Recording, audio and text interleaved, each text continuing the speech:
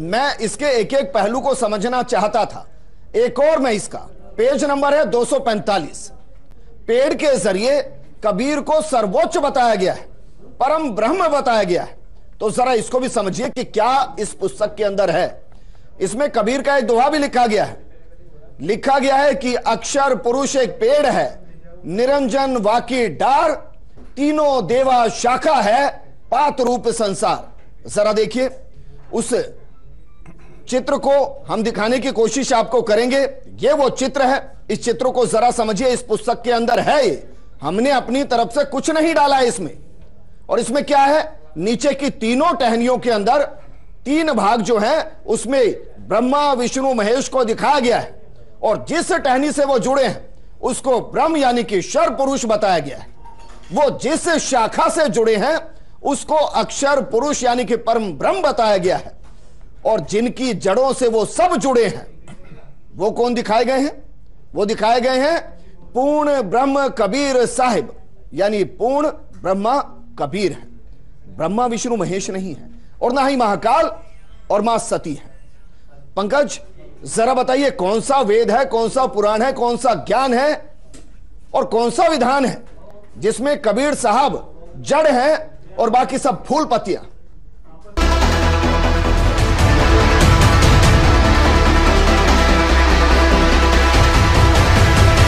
बताता है कि वो तत्वदर्शी संत होगा कैसा।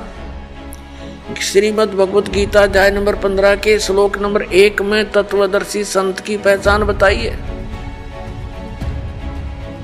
क्या बताया है कि एक संसार रूपी उल्टा लटका हुआ वृक्ष समझो, पूरा विश्व सब ब्रह्मांडों समेत,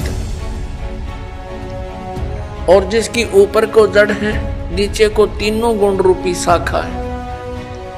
श्रीमद् भगवत गीता अध्याय नंबर 15 के श्लोक नंबर 1 से लेकर 4 में ये स्पष्ट किया है। इस उल्टे लटके हुए संसार रूपी वृक्ष की जानकारी दी है।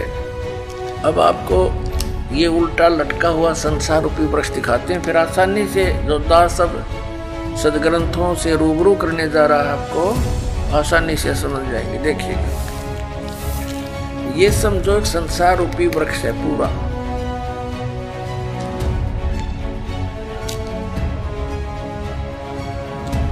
ऊर्ध्व मूलम अधः शाखम। देखिए श्रीमद् भगवत गीता अध्याय नंबर 15 का ये पंचदशो अध्याय यानी 15वां अध्याय, 15वां अध्याय है।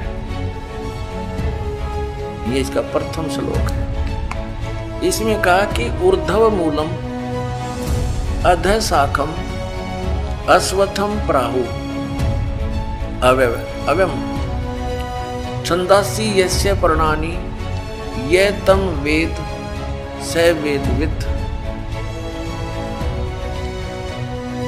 ऊर्ध्व मूलम इसका अर्थ है कि ऊपर को जड़ और नीचे को शाखा। अधः माने नीचे होता है, ये भ्रमित है, इन्होंने गलत कर दिया। अधः माने ब्रह्मा रूप मुख्य शाखा वाले नहीं। ये दूसरा अध्याय में 15वें अध्याय के दूसरे श्लोक में 2 बार अधः है, अधः अधः। इसका अनुवाद इन्होंने इसके अगले पृष्ठ पे किया है। अधः माने नीचे, अधः माने नीचे, अधः माने नीचे, ऊर्ध्व माने ऊपर, अधः माने नीचे, अधः माने नीचे। तो हम यहाँ इसको शुद्ध कर लेंगे। इन्होंने गड़बड़ कर दी थोड़ी सी, ये बेईमानी करके जान के समझ में ना आई।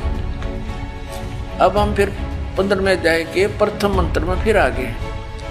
ऊर्ध्व मूलम ऊपर को जड़ और अधः शाखम नीचे को शाखा वाला, अश्वत्थम प्राहु अव्यम ये संसार रूपी पीपल का अविनाशी वृक्ष कहा है। छंदासी यस्य पर्णानि इसके जो पत्ते आदि जो हैं इसके छंद हैं, विभाग हैं, पार्ट हैं। ये तम वेद उन सभी भागों को जो जानता है, तम उस अज्ञान अंधकार में छपे हुए उन सब विभागों को जानता है। स वेदविद वह वेद के तात्पर्य को जानने वाला है, अर्थात वो तत्वदर्शी संत है। ये देखिए आदि पुरुष परमेश्वर रूप मूल वाले।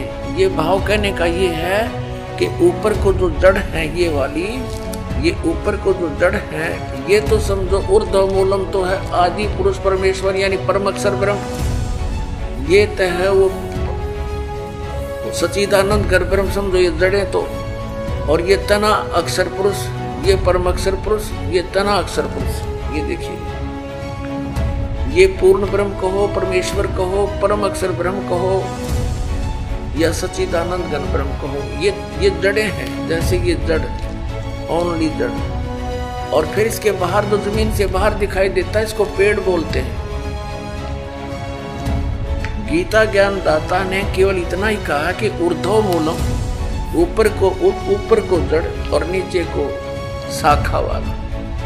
ये संसार रूपी पीपल का वृक्ष कहा है। और जो संत इसके सभी छंद यानी विभागों को जानता है, स वेदविद, वो तत्वदर्शी संत है। परमेश्वर कबीर जी ने 600 वर्ष पहले आकर कहा था, तत्वदर्शी संत की भूमिका बताई थी अपने सच्चिदानंद घन ब्रह्म की वाणी में अपने मुख कमल से बोलकर। वो ऐसी ही लीला करता है, वेद भी प्रमाण देते। 600 वर्ष पहले लगभग परमात्मा ने बताया था कि अक्षर पुरुष एक पेड़ है जो जमीन से बाहर दिखाई देता, उसको वृक्ष बोलते। अक्षर पुरुष एक वृक्ष है और सर पुरुष वा की डार, जिसको निरंजन भी कहा है, ज्योति निरंजन। और तीनों देवा, रजगुण ब्रह्मा, सतगुण विष्णु, तमगुण शिव जी, तीनों देवा शाखा हैं और पात रूप संसार। अब गीता ज्ञानदाता कहता है कि जो इस संसार रूपी वृक्ष के, जो ऊपर को जड़ नीचे को शाखा वाला उल्टा लटका संसार रूपी वृक्ष है, जो इसके सभी छंद यानी सभी विभागों को बता देगा, वो तत्वदर्शी संत है, वो वेद के तात्पर्य को जानने वाला है। अब देखिएगा, परमात्मा ने 600 वर्ष पहले बता दिया था कि अक्षर पुरुष एक पेड़ है, ज्योति निरंजन यानी सरपुरुष वा की डार और तीनों देवा शाखा है, ये बात रूप संसार। अब देखो, परमात्मा ने बताया कबीर अक्षर पुरुष एक पेड़ है, निरंजन वा की डार, इसको सरपुरुष भी कहते हैं, ज्योति निरंजन को। और तीनों देवा, रजगुण ब्रह्मा, सतगुण विष्णु, तमगुण शिव जी रूपी शाखा है, ये बात रूप संसार। ये देखिएगा, ये क्योंकि ये जमीन से ये प्रोक्ष है, पूर्ण परमात्मा तो गुप्त है। जमीन में जैसे जड़ प्रोक्ष होती है, जमीन में जैसे जड़ प्रोक्ष होती है। अब ये तना, ये अक्षर पुरुष है, अक्षर पुरुष एक पेड़ है और सरपुरुष वा की डार, ये मोटी डार। सरपुरुष कहो, ज्योति निरंजन कहो, काल ब्रह्म कहो। और तीनों देवा, रजगुण ब्रह्मा, सतगुण विष्णु, तमगुण शिव जी, ये शाखा है और पातरूप संसार। तो सच्चिदानंद घन ब्रह्म की वाणी में ये कंप्लीट ज्ञान लिखा हुआ है। गीता जी के अध्याय नंबर 4 के श्लोक नंबर 32 का ये निष्कर्ष है कि उस सच्चिदानंद घन ब्रह्म की वाणी में सब साधना यानी धार्मिक अनुष्ठानों की जानकारी बहुत विस्तार के साथ और यथार्थता से दे रखी है। उससे पूछो।